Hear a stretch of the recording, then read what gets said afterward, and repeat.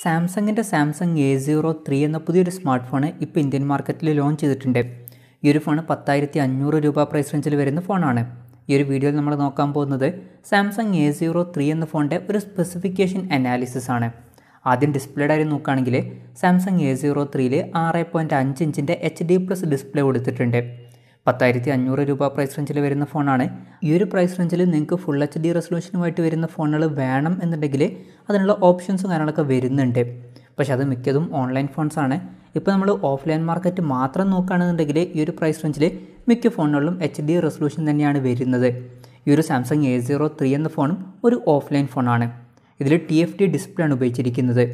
പിന്നെ ഫോണിൻ്റെ ഫ്രണ്ടിൽ വാട്ടർ ഡ്രോപ്പ് നോച്ച് ഡിസൈനുള്ള നോച്ച് കൊടുത്തിട്ടുണ്ട്. കമ്പനി ഇൻഫിനിറ്റി V ഡിസ്പ്ലേ എന്ന പേരിൽ വിളിക്കുന്ന നോച്ചാണ് ഫോണിൻ്റെ ഫ്രണ്ടിൽ കൊടുത്തിരിക്കുന്നത്.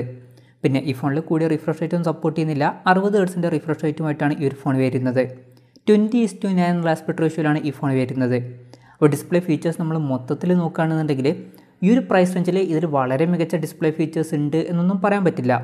ഇപ്പോൾ ഈ ഒരു പ്രൈസ് റേഞ്ചിൽ നിങ്ങൾക്ക് ഫുൾ HD റെസൊല്യൂഷനുമായിട്ട് വരുന്ന അതുപോലെ തന്നെ പഞ്ചോൾ ഡിസ്പ്ലേ ഒക്കെ ഉള്ള ഫോണുകൾ വേണം എന്നുണ്ടെങ്കിൽ അതിനുള്ള ഓപ്ഷൻസും കാര്യങ്ങളൊക്കെ വരുന്നുണ്ട്. പക്ഷേ ഇതൊരു ഓഫ്ലൈൻ ഫോണാണ്. ഓഫ്ലൈൻ മാർക്കറ്റ് മാത്രം കൺസിഡർ ചെയ്യുകയാണെന്നുണ്ടെങ്കിൽ ഈ ഒരു പ്രൈസ് റേഞ്ചിൽ ബെസ്റ്റ് അല്ലെങ്കിലും തരക്കേടില്ലാത്ത ഡിസ്പ്ലേ ഫീച്ചേഴ്സ് ഇതിൽ കൊടുത്തിട്ടുണ്ട്.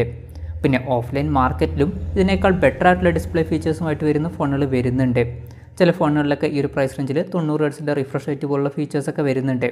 ഉദാഹരണം പറയുകയാണെങ്കിൽ ഓപ്പോ A33 പോലുള്ള ഫോണുകളൊക്കെ. പിന്നെ ഈ ഫോണിൻ്റെ ഒരു നെഗറ്റീവായിട്ട് പറയേണ്ട കാര്യം ഇതിൽ ഫിംഗർ പ്രിൻറ് സെൻസർ വരുന്നില്ല. ഈ ഒരു പ്രൈസ് റേഞ്ചിലൊക്കെ നിർബന്ധമായിട്ടും വേണ്ടിയിരുന്ന ഒരു ഫീച്ചറായിരുന്നു ഫിംഗർ പ്രിൻറ് സെൻസർ എന്നുള്ള കാര്യം. അതിനിപ്പം ഓഫ്ലൈൻ ഫോൺ ആണ് എന്നുള്ള കാര്യം കൺസിഡർ ചെയ്താലും ഈ ഒരു പ്രൈസ് റേഞ്ചിലൊക്കെ വരുന്ന മിക്ക ഓഫ്ലൈൻ ഫോൺസിൽ വരെ ഫിംഗർ പ്രിൻറ് സെൻസറൊക്കെ വരുന്നുണ്ട്. ആ ഫിംഗർ പ്രിൻറ് സെൻസർ ഇല്ലാത്തത് എടുത്തു പറയേണ്ട ഒരു നെഗറ്റീവായിട്ട് വരും. പിന്നെ ഈ ഫോണിൻ്റെ വെയിറ്റ് വരുന്നത് ഏകദേശം 196 ഗ്രാമാണ്. തിക്നെസ് വരുന്നത് 9.1 mm ആണ്. ഈ ഫോണിൻ്റെ ബ്ലാക്ക്, ബ്ലൂ, റെഡ് എന്നീ 3 കളർ വേരിയൻസ് ആണ് ഇപ്പോൾ ഇന്ത്യയിൽ ലോഞ്ച് ചെയ്തിരിക്കുന്നത്. പ്രോസസ്സറിൻ്റെ കാര്യം പറയുകയാണെങ്കിൽ unisoc T606 എന്ന പ്രോസസ്സറുമായിട്ടാണ് ഈ ഒരു സ്മാർട്ട് ഫോൺ വരുന്നത്. ഇതിൽ 1.6 GHz ക്ലോക്ക് ചെയ്യുന്ന കോർട്ടെക്സ് A75ൻ്റെ 2 കോറുകളും അതുപോലെ തന്നെ 1.6 GHz ക്ലോക്ക് ചെയ്യുന്ന കോർട്ടെക്സ് A55ൻ്റെ 6 കോറുകളും വരുന്നുണ്ട്. മാലി G57 MP1 എന്ന GPU ആണ് ഇതിൽ വരുന്നത്. ഇപ്പം 10,500 രൂപ പ്രൈസ് റേഞ്ചിൽ ഈ ഒരു പ്രോസസ്സർ ബെസ്റ്റ് എന്നൊന്നും പറയാൻ പറ്റില്ല. എന്നാലും ഈ ഒരു പ്രൈസ് റേഞ്ചിൽ തരക്കേടില്ലാത്ത ഒരു പ്രോസസ്സർ തന്നെയാണ്. പിന്നെ ഓഫ്ലൈൻ മാർക്കറ്റ് മാത്രം നമ്മൾ കൺസിഡർ ചെയ്യുകയാണെന്നുണ്ടെങ്കിൽ ഈ ഒരു പ്രൈസ് റേഞ്ചിൽ ഇത് അത്യാവശ്യം തരക്കേടില്ലാത്ത നല്ലൊരു പ്രോസസ്സർ തന്നെയാണ്. ഇതിൽ 5G സപ്പോർട്ട് ചെയ്യുന്നില്ല. മാക്സിമം 4G സപ്പോർട്ടാണ് വരുന്നത്. ഈ ഒരു ഫോണിൻ്റെ 2 വെർഷൻസ് ഇപ്പോൾ ഇന്ത്യയിൽ ലോഞ്ച് ചെയ്തിട്ടുണ്ട്. ബേസ് വേരിയൻറ്റിൽ 3GB റാമും 32GB ഇൻറ്റേർണലുമാണ് വരുന്നത്. 4GB റാമും 64GB ഇൻറ്റേർണലുമായിട്ട് വരുന്ന ഒരു വെർഷനും വരുന്നുണ്ട്. പിന്നെ ഈ ഫോണിൽ ഡെഡിക്കേറ്റഡ് മെമ്മറി കാർഡ് സ്ലോട്ട് കൊടുത്തിട്ടുണ്ട്. അതായത് 2 സിം യൂസ് ചെയ്യുമ്പോൾ തന്നെ ഒരു മെമ്മറി കാർഡ് നമുക്ക് സെപ്പറേറ്റ് ആയിട്ട് യൂസ് ചെയ്യാവുന്നതാണ്. 1 TB വരെ മെമ്മറി എക്സ്പാൻഡ് ചെയ്യാവുന്നതാണ്. പിന്നെ ഈ ഫോണിൽ ഡോൾബി അറ്റ്മോസിൻ്റെ സൗണ്ട് സപ്പോർട്ട് ചെയ്യുന്നുണ്ട്. 3.5 mm ഓഡിയോ ജാക്ക് ഈ ഫോണിൽ കൊടുത്തിട്ടുണ്ട്. ആൻഡ്രോയിഡ് 11 ബേസ് ആയിട്ടുള്ള OneUI സോഫ്റ്റ്വെയറുമായിട്ടാണ് ഈ ഒരു ഫോൺ വരുന്നത്. ക്യാമറയുടെ കാര്യം പറയുകയാണെങ്കിൽ ഫോണിൻ്റെ പിന്നിൽ ഡ്യുവൽ ക്യാമറ സെറ്റപ്പ് കൊടുത്തിട്ടുണ്ട്.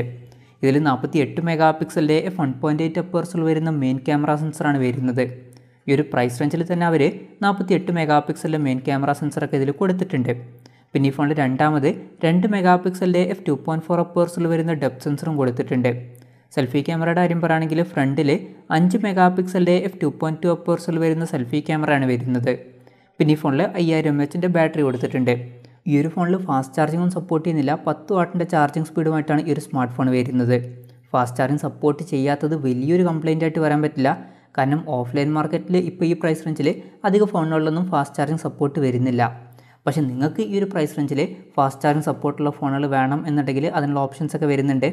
ഈ ഒരു പ്രൈസ് റേഞ്ചിൽ പല ഓൺലൈൻ ഫോൺസിലും ഫാസ്റ്റ് ചാർജിങ് ഒക്കെ സപ്പോർട്ട് ചെയ്യുന്നുണ്ട്. പിന്നെ മൈക്രോ USB ചാർജിംഗ് പോർട്ടുമായിട്ടാണ് ഈ ഒരു ഫോൺ വരുന്നത്. വിലയുടെ കാര്യം പറയുകയാണെങ്കിൽ ഈ ഒരു ഫോണിൻ്റെ 3GB റാം വെർഷൻ്റെ വില വരുന്നത് 10,499 രൂപയാണ്. അതുപോലെ തന്നെ 4GB റാം വെർഷൻ്റെ വില വരുന്നത് 11,999 രൂപയാണ്. പിന്നെ ഇതൊരു ഓഫ്ലൈൻ ഫോണാണ്. അപ്പം പുറത്ത് ഷോപ്പുകളിലും അതുപോലെ തന്നെ ഓൺലൈൻ ഷോപ്പിംഗ് സൈറ്റുകളിലും ഈ ഒരു ഫോൺ ലഭിക്കുന്നതായിരിക്കും.